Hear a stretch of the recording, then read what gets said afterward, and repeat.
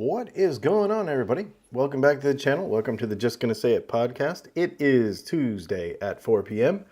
and we're going to talk about guitar stuff for a little bit here on the podcast.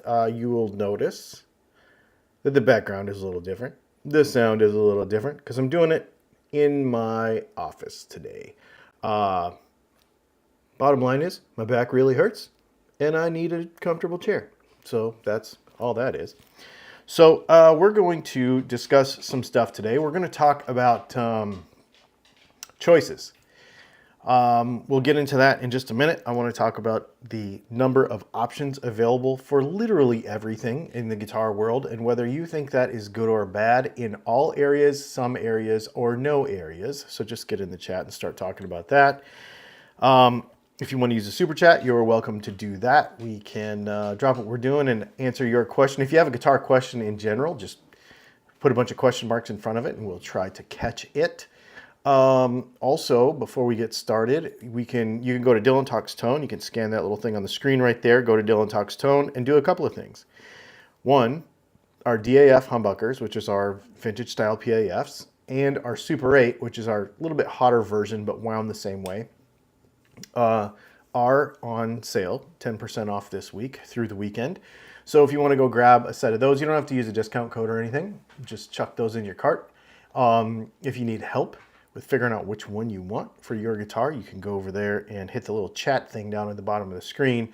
That actually comes to my phone. That's not like an AI thing or anything. And we'll help you through it and we'll make sure you get the right thing. So that is a cool thing. And let's see. Also, while you're there, go ahead and enter the Rig of the Week contest. We always tell everybody, it doesn't matter how expensive or cheap your rig is, it's how cool the picture is. So take the coolest picture of your favorite guitar gear, and we give away some stuff every month. Yeah, so there you go. That's what we got going so far. So here's what I want to talk about this choices thing. You know, I was doing this video yesterday talking about the Super 8 and DAF pickups. And basically they're wound the same. They just got different magnets. And they do sound different. They act different, right? And personally, I like that choice between those two things. But it's pretty subtle. And then over the weekend, we got a few customers coming to the website. And they were buying stuff. You know, they were trying to order stuff. And it was like, which Strat pickups do I get? Do I get the classic 5s or the hot 5s or the Bonnevilles or whatever? And again, it's sort of, mild, medium, hot, that kind of thing. And, just trying to figure out and going into that chat and having a conversation and like, hey, okay, what gear do you use and this and that and trying to figure it out. And we get you in the right spot and get you the right stuff. It's, and it usually works out pretty good. And then so that's what I was personally thinking about, obviously, because it affects me, because A, I like choices, but B, it also affects, how we help people. Because if you only had one choice, you just sell that one thing and everything would be fine. But choices are fun when it comes to this stuff. So just trying to figure out what the balance is. And the reason I bring it up is because, in the old days, because we could say, well, there's like this mentality surrounding like, well, I want 50s, this, that. People get really, really particular about their tone, right? Like, I want a mid-60s Stratocaster, blah, blah, blah, and I can tell the difference if it's reverse wound or not, et cetera, et cetera, et cetera. Okay. That's cool. Like, whatever you want is whatever you want. That's cool. The thing is that most of the records that you listen to and the music that you listen to were made with, in classic rock days, there was like 5 guitars. Everybody played like 5 different guitars, right? Not really, but you understand my point. And even in modern music, an artist typically these days will play 1, maybe 2, maybe 3 guitars on a whole record. Like a lot of artists will play a signature model and they actually will play that model like all the time. And so it's not like you got to have, this very, very, very particular thing to get you where you want to be. In the old days, if you had a Strat, then you could get all the Strat sounds you wanted. You didn't have to have some specific little slice of the frequency pie to get the sound that you wanted, right? Or at least I don't think people thought of it that way. But now that we have all these choices, we do think about it that way, or a lot of us do. So what are your thoughts on that? You know, do you feel it is necessary to have, and I'm not going to change, this is not for me. This is just a conversation that I thought about having with y'all. I mean, I'm going to keep doing what I'm doing, like product-wise and stuff. But when you go to Sweetwater or Guitar Center or etc., do you think it is necessary to have super tiny, subtle changes between things in order to get what you want? Or are you better off, or you personally, is your choice to do something more general that covers more bases, right? And then you've got not a jack of all trades and ass of none sort of thing, but sort of like one tool in your toolbox that does everything. The problem with that is a lot of times if you try to do too many things with the same tool, then all of the things that you can do become sort of mediocre. And it's nice to have something that's a little bit more surgical at one or two things. So what are your thoughts on that? Like, this is genuinely just trying to get your thoughts on it. I don't have an agenda with this conversation. Literally, it was just on my mind. So get in the comments and chat about this, I think. I think having more choices is good. The hunt is part of the fun. Okay, so that's kind of what I think too. For me, it's an exploration thing. I'm not looking for the actual sound. I'm looking for a sound. I know what I already have, and now I'm interested in something that I don't have. I'm exploring, right? Instead of like, look, there's this one song on this B side of this one record, and I need to buy 17 guitars until I get that exact sound. That's not my brain. I just don't work like that. My brain is, well, I have a Strat and a Tele and a Les Paul. I don't have an SG. I still don't have an SG. So I need an SG just because I want to explore wherever that takes me. I don't know. You know what I mean? When I put Dylan pickups in my existing guitars, I'm always amazed at the difference. Thanks, man. Guitars are double or triple tracked at a very minimum. Yeah, so that's an interesting thing too. When you look at the guitar sounds that you've listened to over the period of years, the produced sound and the sound that you're trying to go for while you're playing live or at home are two different things, right? We know that. Yeah, absolutely. So that's a thing to think about too. There are only about 5 or 6 dominant designs, and just about the entire market consists of variations on that theme. It's akin to small SUVs. There's a ton of difference. There's a ton of difference among them all. Is there yeah, exactly, right. And here's the question. Once you get so many choices, is it really a choice? Because it just becomes a big mush. That's where I get kind of frustrated, where I'm just like, it doesn't even matter anymore.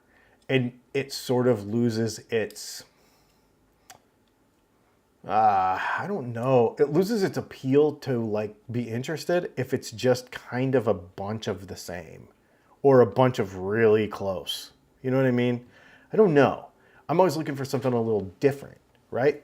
But your brain goes, well, I don't want like, and I don't mean anything, Parker Flies are cool, but if you're a Strat guy, you might be like, I want a different Strat or I want a Tele, but you might not be the guy who's like, go all the way to Parker Fly different. You know what I mean?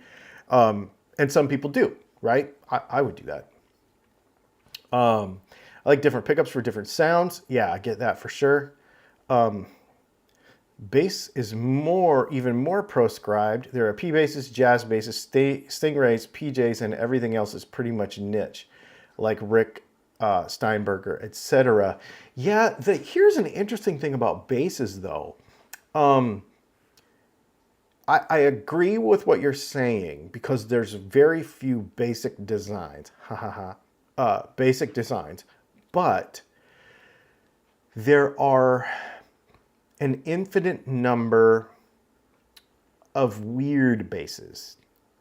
Because for some reason, when you look at a bass guitar and a bass player and a guitar player, they're in completely different worlds, not only with how they approach the instrument, which is good because you need that. It's two different pieces of a band, right?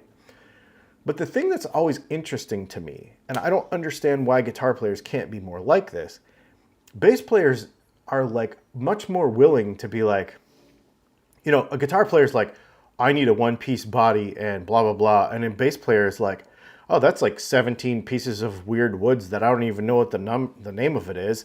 And it's all glued together and it sounds awesome. What's that shape? Why is the one horn this long and the other horn this long and it's all swoopy and weird and curvy? Oh, it has a preamp? Oh, it has active pickups? Oh, it has, you know, who knows what, like whatever. It barely fits in the case or doesn't fit in the case. And bass players are like, yeah, this is cool, man. And guitar players are like, excuse me, the Fender logo is, the font is wrong. You know what I mean? So totally different approaches to this variety thing, if that makes sense. Yeah. I enjoy how different guitars will make you in some way approach and play music differently. I agree. For me, that's how, the interesting thing about that is, okay, I love you brought this up. I have two guitars right now with the same pickups in it. But the weight is different, the balance is different, the neck is different, everything is different, so you play them differently. I keep trying to stress this on the channel that the non-tangibles have more to do with the tangibles a lot of times. And so, like, how the guitar feels and, like, not the tone, bro, but, like, how the guitar feels affects how you approach it. So you could have the same pickups in both guitars and completely play different things because the neck is thicker, because the frets are bigger, because the whatever. And I find that more to be the case with the ergonomics and the weight and the physical attributes of the guitar make me change things more than the pickups do. Yeah, that's an interesting concept. I love your dog. Oh, thanks. Yeah, he's awesome. He's taking a nap right there. When you have too much to choose from, you get too far into analysis paralysis, and it starts turning you off. That is definitely an approach thing, I think. Wouldn't you say? It depends why you want it. I think if you take a more exploratory approach to it and just be like, oh, I wonder what this thing can do. And honestly, I'll tell you the best way to get around it. Don't read the directions. Don't read the directions. You know, don't overanalyze it. You know, hey, the shape of that guitar is cool. Hey, the color is cool. Hey, I like those pickups. The end. Well, yeah, but what about the neck profile? I don't know if I'm going to like the neck profile. It doesn't matter. Who cares if you don't like the neck profile? You'll learn to like it, and you'll probably, going back to our previous comment, learn to play something different that you never played before. Yeah, I agree. I build standard shapes with different finishes and hardware. It makes the life more interesting. Absolutely. Yeah. You do. You make some really neat stuff. They're more traditional shapes, but the approach to it is totally different. I really dig that a lot. That's kind of where I've been going to. Excuse me. Grab me some caffeine. That's kind of where I'm going to. I've been working with some different pickup finishes and various things to be creative.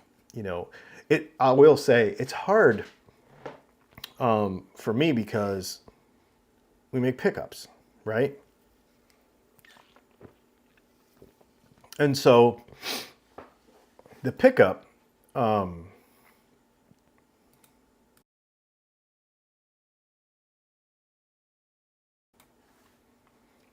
sorry, checking on the dogs. The pickup has to fit formats, right? It has to fit in a guitar. People will be like, well, aren't you just making copies of, well, I'm not making copies. We're formulating the thing from scratch, but it has to fit in the whole, right? If I ask you to put a pickup in your guitar that causes you to have to route it, you're not going to buy it. So we have to stay within a standard. So after making, I don't know, 15,000 pickups or something, you're kind of like, okay, well, what can we do to make this more exciting and fun? And so that's why I start getting into, the various acrylics and finishes and stuff like that. We did a bunch of custom stuff this morning. It was really fun. Ends 1227 says it's all mojo. And I think that's kind of why I like adding the variety through the aesthetic part of it. Everything we make is good. We don't make a pickup that's not good. I believe we don't make any pickups that aren't improvements over the stock versions of the same. So, but everybody does. If you're a reputable pickup builder, that's your job. That's what you do. And for the most part, I look at other guys that make pickups that I really respect, and I'm just like, yeah, they make awesome stuff too. So instead of competing with it, you're like, okay, well, what flavor can I bring, and doing things different, which is really fun. I'm really excited because we have a 3D printer coming this week. And so it's going to open up some new possibilities. That's pretty neat. So we'll have a laser and a 3D printer. So as far as pickup stuff goes, we're going to be able to do a lot of really neat things. I'm really excited about it. The challenge with lots of choices is, let's talk about pickups for a second. This is how it affects me personally. If you get in the chat right now on the website, I'll be like, yo, I'll text you back after the podcast is over. But if you got in the chat right now on the website and you were like, hey, I want a set of Strat pickups, or, the Super 8 and the DAF are on sale this week. So let's use the Super 8 and the DAF. So I want a vintage style PAF sort of situation. But I'm confused because you have two that are very similar.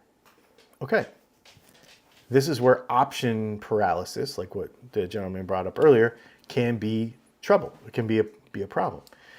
And you're like, okay, well, then the next thing is, what problem are you trying to solve? What do you not like about what your guitar is doing? What amp do you use? And what are the and how do you use your amp? Do you use it clean and put a bunch of pedals in front of it? Do you use the guitar to push the amp? Do you like a clean, quote unquote, pedal platform and then add pedals on top of it? Those are all questions, right? And the trick is, like the option paralysis gentleman earlier, is where we are really trying to sort of balance having enough options available without confusing people. It's very difficult to do that because you want to give people options. Hey. I think my daughter might be home. Hey, Zeba. Hey, buddy. It's okay. I'm pretty sure that the people that are in the street are allowed to be there. Yep. It's just a car driving by. You're okay. They get very defensive when people come up on the porch and stuff, which is good. Hey, Dylan, ever try an HP90H hum pickup combination? You can do that. It's really hard because of the room. There's not a lot of room in there. You end up with a lot of guitar routed out. You could probably do it with a swing pool route, but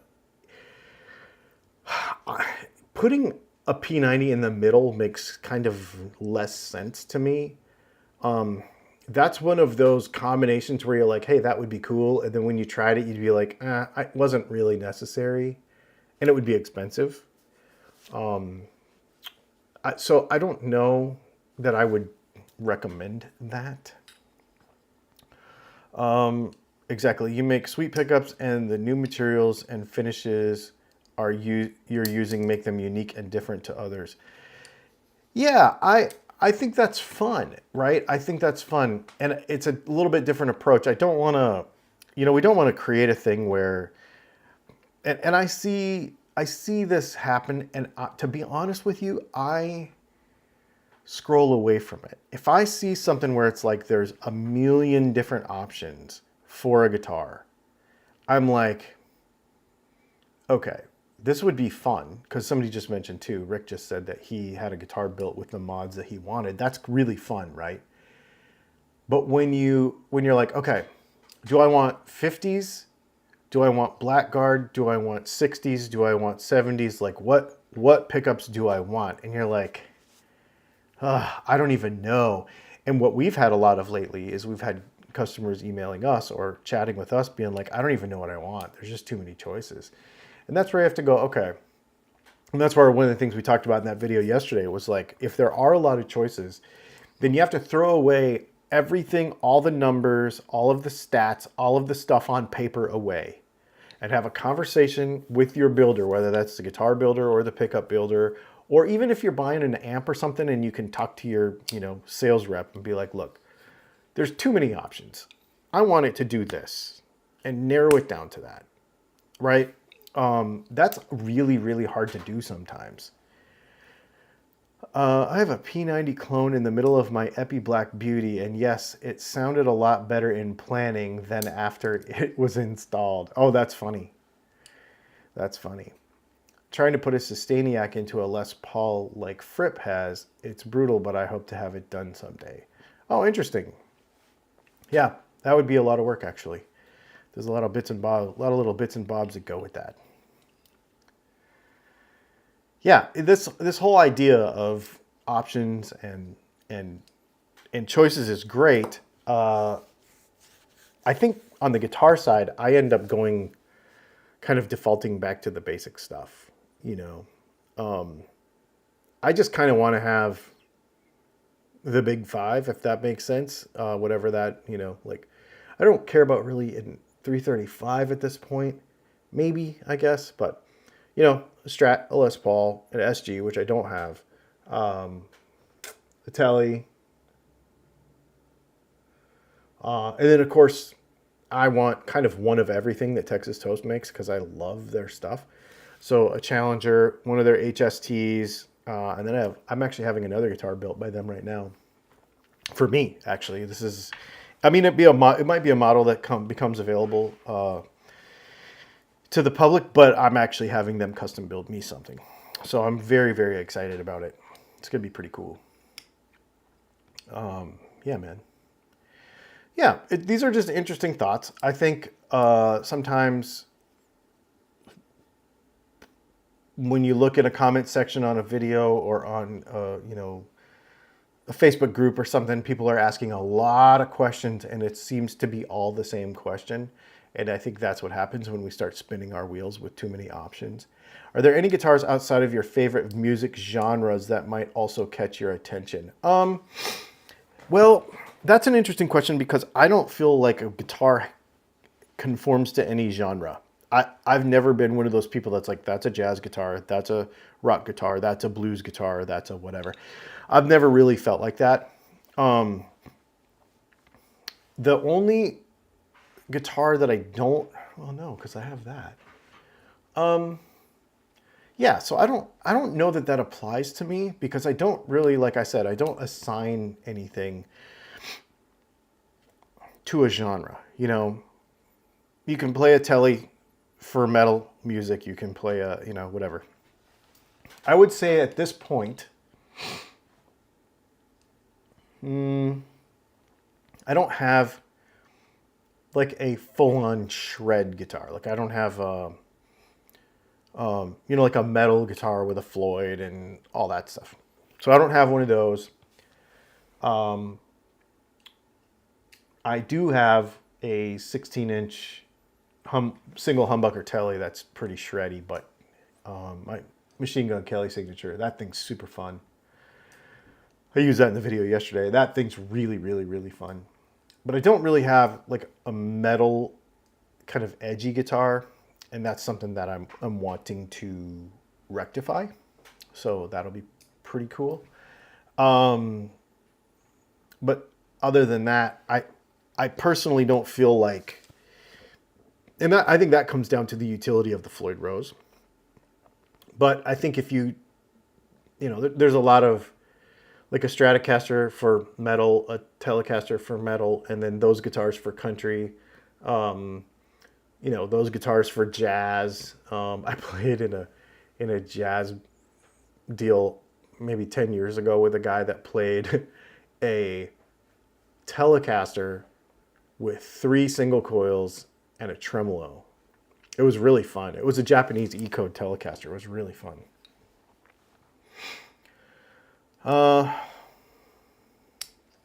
I've had some fun with Nashville tuning. I actually bought some strings to do that and put it on a guitar, and I just have not done that yet. That's on my list.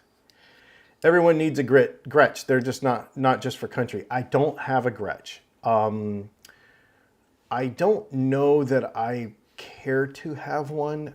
I think they're cool. I played in a band for a very long time with a guy who played a Gretsch 6120 for, like, that was his main guitar. It was orange. And he could do things with that guitar, and it was so fun, man. But I just never really appealed to me that much. So I don't know. I will continue to collect acoustic guitars for sure.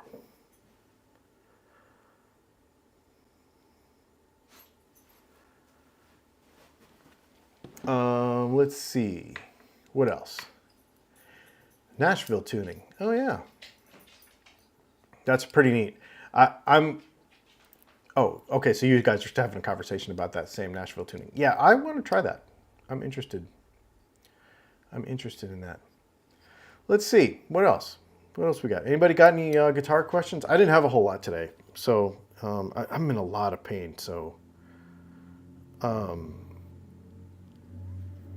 in a lot of pain today. Like this cold weather is wreaking havoc with my titanium. Yesterday, when I was playing that video, when I was shooting that video yesterday, the one that came out at 4 o'clock yesterday, I shot it yesterday morning because I was kind of behind on stuff.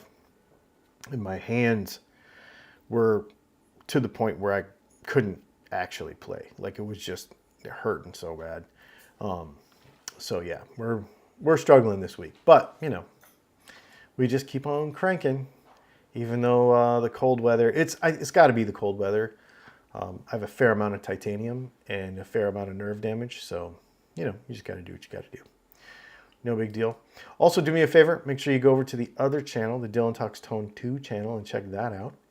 As well as go to Dylan Talks Tone and buy some pickups this week. Yeah, the Super 8 and the DAF are in stock and ready to ship. A little off topic, what do you think of the new Audi F1 livery? I like it. I have been waiting. In fact, I was going to check again today. They don't have, and I don't know when they're going to, release all their merch and stuff. I haven't seen it yet. So I'm kind of waiting for that. As soon as I know that, I'm definitely going to be grabbing it. But like right now, it still shows. Yeah, it doesn't show. It doesn't show their stuff. If you shop by team, I think Kick Sauber is still the team there. They don't have all the stuff because I want to buy it as soon as I can buy it. Yeah. My arthritis has been kicking my fingers' asses this week. Dude, I don't have arthritis, but what I have is like a ton of nerve damage from a spinal injury. And so I have like 2 8-inch rods and a bunch of screws and a synthetic vertebrae and a bunch of nerve damage. And so I'm in constant pain every day. Like I don't talk about it a whole lot because there's no point in complaining about it. But it's bad. And this last couple of days has been really, really, really, really, really bad. How about an Ibanez S? You know, it's not my thing. it's funny. Let me tell you. So every year, at the end of the year, I call it my tax return guitar. Not really, but I call it my tax guitar. So like, I get to the end of the year, and right before the first, usually on on New Year's Eve, I will do a bunch of shopping, and I'll be like, or Black Friday to New Year's Eve, and I'll just be like, okay, what do I want? I want something cool, and I'll usually buy something really cool. Last year it was a custom shop Gibson. The year before that it was a Les Paul. The year before that it was a D28. Like I get really cool stuff when I do that. And so I was like, man, what do I want this year? And I thought about the whole shreddy, like Floyd Rose thing. And I did look at a bunch of, here, got a super chat from Tazzy Tim, something towards liquid paint relief. Thank you, sir. I appreciate that. Yeah, so I was looking for something more shreddy, and I thought about it. And I looked at a bunch of different stuff. I looked at a bunch of different guitars that I was really thinking about the EVH Wolfgang with the Floyd. I was really thinking about maybe one of the cool Schechters. I was actually thinking about an ESP. But they didn't interest me enough. I don't know. I didn't get it. I've had 3 back and 3 neck surgeries. Oh yeah, I get it, dude. It's rough. It is rough. It is rough. It's a rough day. It's a rough day when you have that kind of stuff. But yeah, I will see. I've got something in mind for a Floyd coming here pretty soon. We've got. Oh, the other thing, I'll just kind of fill you in on this, on the news-wise, is, and I've added it on the website, but I did not add it here yet. It's very cool. We are now affiliates for Guitar Center. They reached out to me. I didn't call them. They reached out to me last week, and they said, would you like to work with us? And I said, yeah, well, I didn't say yes right away. We had a Zoom meeting, and there were some things that I was a little concerned about, because of the overall reputation of Guitar Center. And after talking to her and having a conversation about the CEO and the direction of the company and etc., I was like, yes, let's do this. Let's do this. And so we're gonna be doing some stuff with them. I'm pretty excited to do some stuff with Guitar Center. So if you go to DylanTalksTone.com, there is an affiliates page. I don't know if you know this or not, but it has all the companies that we have affiliate deals with. And so if you use any of those links to buy whatever you want, it doesn't even matter. Even if I don't talk about it, it doesn't matter. And some of them are off topic, some of them are on, like Best Buy, for example, is over there. If you use that Best Buy link to buy a television, it helps me out just a little bit. It's not a lot, but it helps me out. Anyway, there's a whole list of them over there, and now Guitar Center is one of them. And that's really, really cool. And their plan for 2026 and the content they want to make is really going to be fun. And I'm excited about it because let's just say the other retailers that we have affiliate links with don't like to do as much stuff. So yeah, I'm excited. I'm excited. I'm really excited about it. Cool. Well, anyway, everybody, have a great day and have a great week. And I've got another cool video coming tomorrow that I am working on right now. So we will see you tomorrow sometime around 4 o'clock.